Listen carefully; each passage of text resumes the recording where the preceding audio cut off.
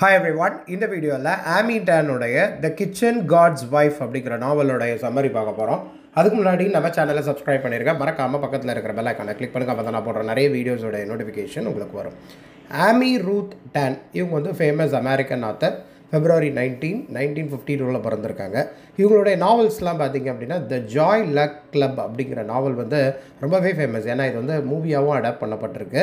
அதே மாதிரி நிறைய ஷார்ட் ஸ்டோரிஸ் எழுதியிருக்காங்க, சில்ட்ரன்ஸ் புக் எழுதியிருக்காங்க, மெமோயர் எழுதியிருக்காங்க, நிறைய அவார்டும் இவங்க வாங்கியிருக்காங்கங்க. லைக் நேஷ்னல் ஹியூமனிட்டிஸ் மெடல், அப்புறம் the Carl Sandburg literary award, அப்புறம் Commonwealth award for the distinguish சர்வீஸ்க்காக. இவங்க எழுதின நிறைய நாவல்ஸில் முக்கியமான நாவல்ஸ்லாம் பார்த்திங்க அப்படின்னா த கிச்சன் காட்ஸ் வைஃப், அப்புறம் த 100 சீக்ரெட் சென்சஸ், அப்புறம் த போன் செட்டர்ஸ் டாட்டர் அப்படிங்கிற நாவல், அப்புறம் சேவிங் ஃபிஷ் ஃப்ரம் ட்ரௌனிங், அப்புறம் த வேலி ஆஃப் அமேஸ்மெண்ட்.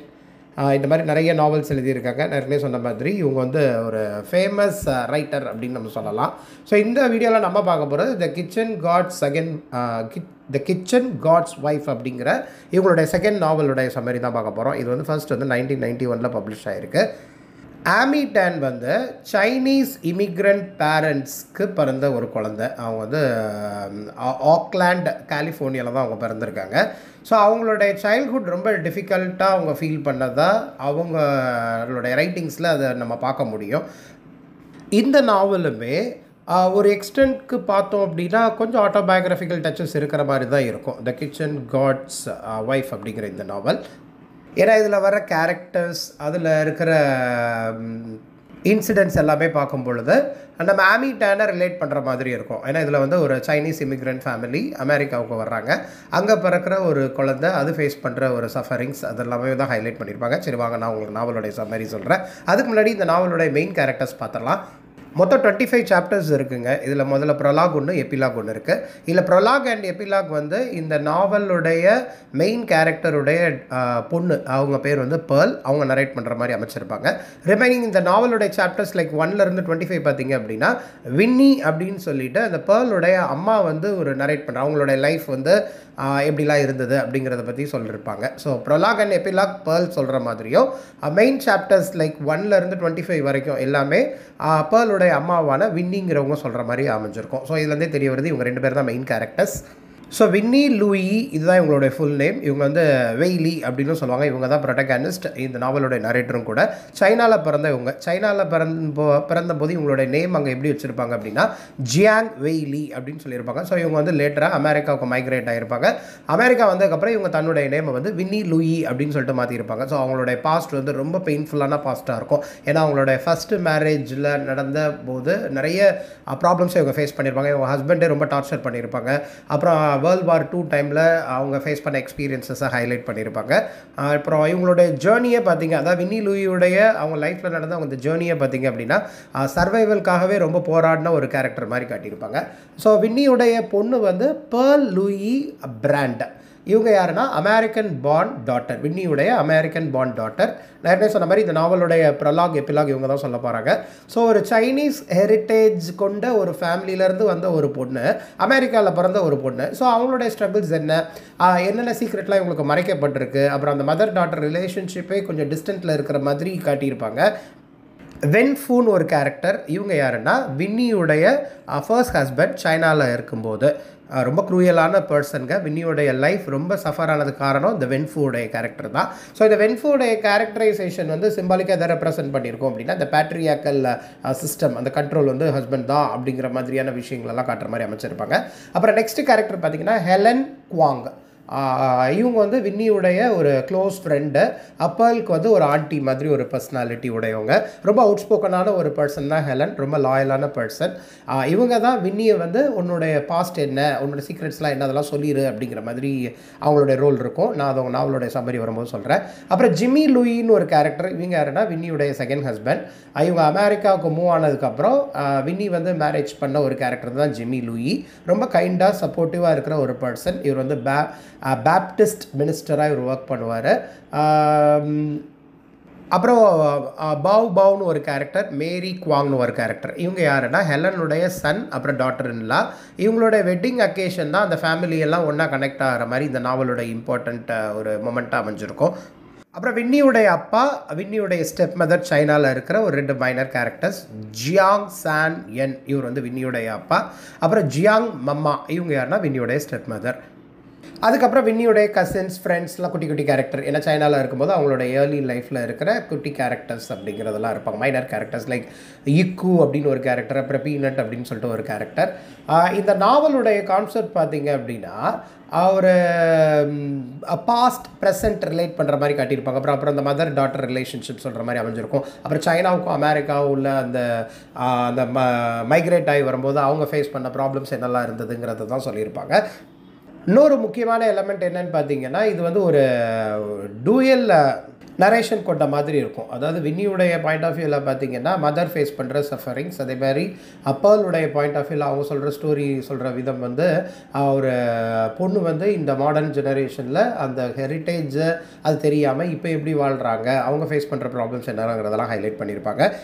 ஸோ ஒன் லைனரில் இந்த ஸ்டோரி சொல்லணும் அப்படின்னா, வின்னி லூயிங்கிறவங்க வந்து ஒரு சைனீஸ் பார்ன் விமன், இப்போ சான் ஃப்ரான்சிஸ்கோவில் வாழ்ந்துட்டு இருக்காங்க. அவங்களுடைய அமெரிக்கன் பார்ன் டாட்டர் தான் பேர்ல். வின்னி வந்து அவங்களோட ஃபேமிலி சீக்ரெட்டை ரிவீல் பண்ணுற மாதிரி, அதாவது பாஸ்ட்டில் நடந்த ஒரு விஷயம், அவங்க சைனாவில் இருக்கும் பொழுது அது என்னென்ன விஷயம்லாம் அவங்க லைஃப்பில் நடந்ததுங்கிறத பேர்ல் கிட்ட ஓப்பன் அப் பண்ணுறாங்க.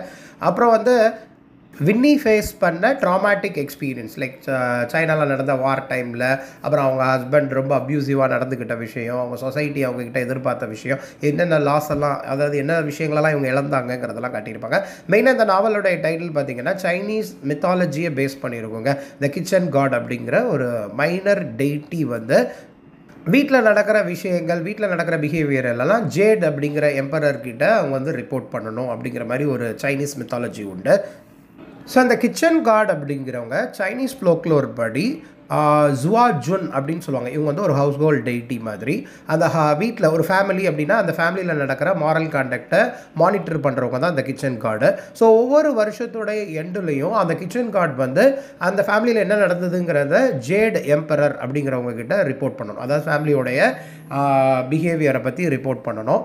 அந்த ஃபேமிலி நல்ல விஷயம் பண்ணாங்க அப்படின்னா அவங்க ப்ளஸ் பண்ணப்படுவாங்க. அப்படி நல்ல விஷயம் பண்ணலை அப்படின்னு சொல்லிட்டு அந்த கிச்சன் கார்டு ரிப்போர்ட் பண்ணிருச்சு ஜேட் எம்பரர் கிட்ட அப்படின்னா அவங்க வந்து பனிஷ் பண்ணப்படுவாங்க அப்படின்னா.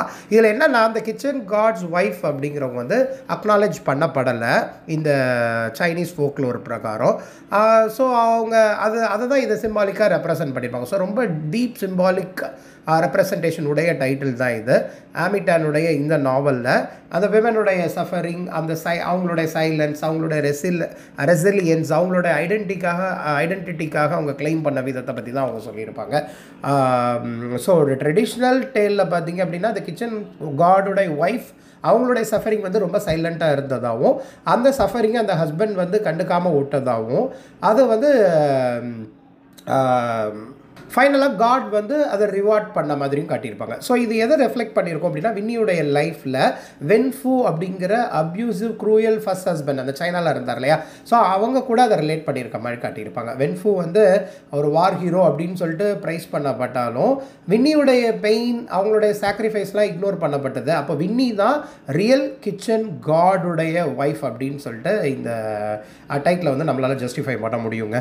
இப்போ இந்த நாவல் எப்படி பிகின் ஆகுது அப்படின்னா, Pearl Louie Brandt the American born daughter, Chinese மதருக்கு பிறந்தாங்க இல்லையா, அதே மாதிரி சைனீஸ் அமெரிக்கன் ஃபாதர். இவங்க வந்து இப்போது சான் ஜோஸ் கலிஃபோர்னியாவில் இருக்கிற ஒரு பிளேஸில் தான் வாழ்கிறாங்க.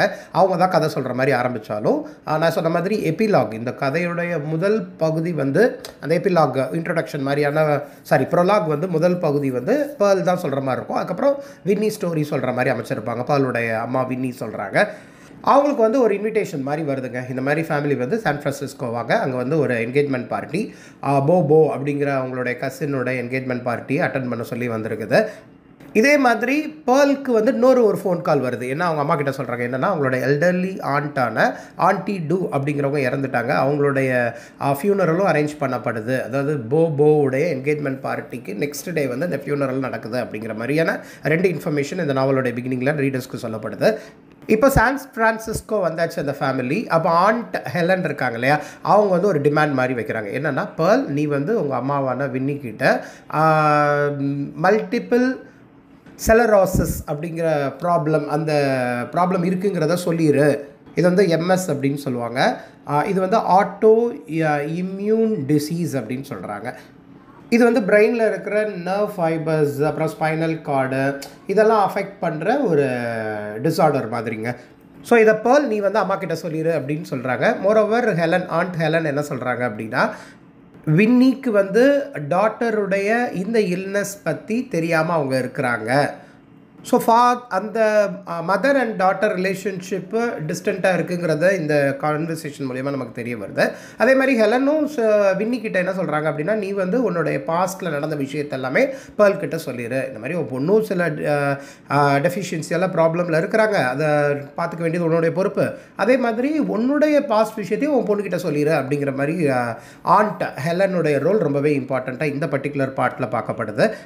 ஸோ இப்போ ஹெலன் கேட்டுக்கிட்டதுனால வின்னி லூயி வந்து அவங்களுடைய பாஸ்ட்டை வந்து நரேட் பண்ணுறாங்க. யுனைடெட் ஸ்டேட்ஸ்க்கு நான் மூவ் ஆகிறதுக்கு முன்னாடி என்னுடைய லைஃப், அதாவது வின்னி சொல்ல நினைக்கிறேன், பேர்லுடைய அம்மா. ஸோ என்னுடைய லைஃப் வந்து நிறைய ப்ராப்ளம்ஸை ஃபேஸ் பண்ணியிருக்கேன், நிறைய சஃபரிங்ஸை நான் ஃபேஸ் பண்ணியிருக்கிறேன். என்னுடைய அம்மாவாலவே நான் கைவிடப்பட்டிருக்கேன். நான் சின்ன குழந்தையாக இருக்கும்போது நிறைய ப்ராப்ளம்ஸை நான் ஃபேஸ் பண்ணியிருக்கேன். எங்கள் அம்மா எங்கே போனாங்கன்னு எனக்கு இன்னும் தெரியவே இல்லை. ஏன்னா அவங்க வந்து ஒரு ஸ்டெப் மதர் இருந்தாங்க, அவங்களும் க்ரூயலாக இவங்களை ட்ரீட் பண்ணாங்கன்னு நான் சொன்னேன் இல்லையா. அப்புறம் நான் வந்து வேறு வாய்ப்பு இல்லாமல் என்னுடைய அங்கிள் கூட தான் நான் இருக்கிற மாதிரியான சிச்சுவேஷன். அவருக்கு 2 ஒய்ஃபு. அதுக்கப்புறம் நான் வந்து அங்கிளுடைய டாட்டராக தான் நான் வளரப்பட்டேன் அப்படின்னு சொல்கிறாங்க. ஸோ இங்கே வளர்ந்ததுக்கப்புறம் இவங்க கல்யாணம் ஆக வேண்டிய டைமில் வந்து வின்னியுடைய ஆண்ட் என்ன பண்ணுறாங்கன்னா, ஒரு ட்ரெடிஷ்னல் மேரேஜ் உங்களுக்காக அரேஞ்ச் பண்ணுறாங்க. அவங்களுடைய அப்பாவுமே ஒரு மிகப்பெரிய டவுரி அவங்களுக்கு கொடுக்குறாங்க. ஏன்னா அவங்க எஜுகேட் பண்ணப்பட்டாலுமே அவர் டவுரி, பெரிய டவுரி. அவங்க கல்யாணம் முடிச்சு கொடுத்த அந்த பையன் வந்து நல்ல ஒரு படித்த பையன்தான், நல்ல ஒரு வெல் எஸ்டாப்ளிஷ்டு மேன் தான். வென்ஃபு அப்படிங்கிறவங்களுக்கு தான் அவங்க மேரேஜ் பண்ணி கொடுக்கப்படுறாங்க.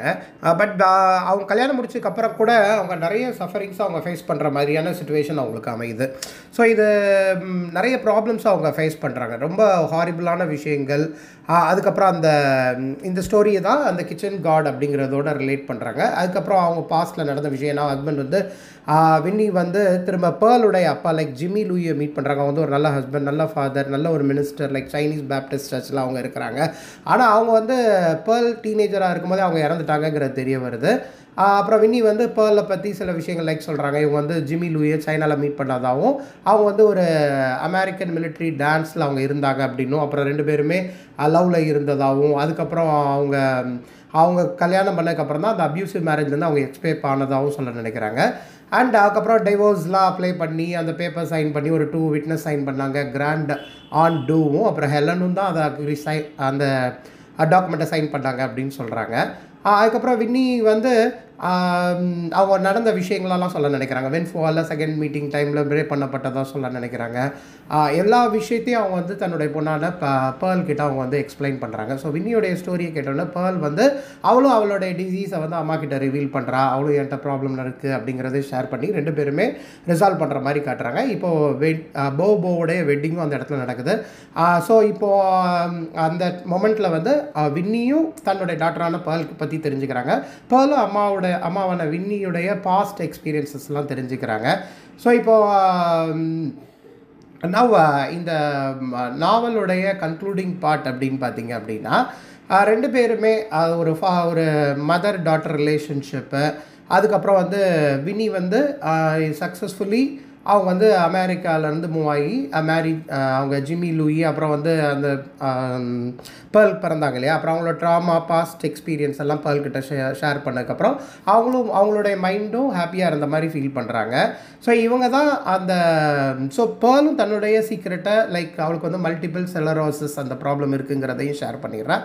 அவங்களுடைய ட்ராமாட்டிக் பாஸ்ட்டையும் அவங்களுடைய பொண்ணுக்கிட்ட ஷேர் பண்ணதுக்கப்புறம் வின்னி வந்து ஒரு ஸ்டாச்சு ஆஃப் த ஃபர்காட்டன், அதாவது த கிச்சன் காட்ஸ் ஒய்ஃப் அப்படிங்கிற ஒரு ஸ்டாச்சு மாதிரி வாங்கி அதை கொடுக்க நினைக்கிறாங்க. அதை வந்து லேடி சாரோ ஃப்ரீ அப்படிங்கிற மாதிரி ரெப்ரசென்ட் பண்ணுது. இது எதை ரெப்ரசென்ட் பண்ணுதுன்னா ரெசிலியன்ஸை சிம்பாலிக்காக ரெப்ரசென்ட் பண்ணுற மாதிரியும். இந்த நாவல் எப்படி முடிஞ்சிருக்கும் அப்படின்னா, ஒரு ஃப்யூச்சர் பிளான் ட்ரிப் லைக் சைனாவுக்கு போகிற மாதிரியும், மதர் அண்ட் டாட்டர் சேர்ந்து போகிற மாதிரியும், இது வந்து ஒரு மனமாற்றமும் அவங்களுடைய லைஃப் இன்னும் ஸ்ட்ராங்கர் பாண்டோட கண்டினியூ ஆகிற மாதிரி தான் இந்த நாவலை முடிச்சிருப்பாங்க. இதுதான் ஆமி டானுடைய த கிச்சன் காட்ஸ் ஒய்ஃப் அப்படிங்கிற நாவலுடைய சம்மரி. ஸோ இந்த மாதிரி இங்கிலீஷ் லிட்ரேச்சர் ரிலேட்டட் வீடியோஸ் நிறைய பார்க்குறதுக்கு நம்ம சேனலை சப்ஸ்கிரைப் பண்ணியிருக்கேன். மறக்காம பக்கத்தில் இருக்க பெல் ஐகானை கிளிக் பண்ணுங்கள். அப்போ தான் போகிற நிறைய வீடியோஸ் நோட்டிஃபிகேஷன் உங்களுக்கு வரும். தேங்க்யூ.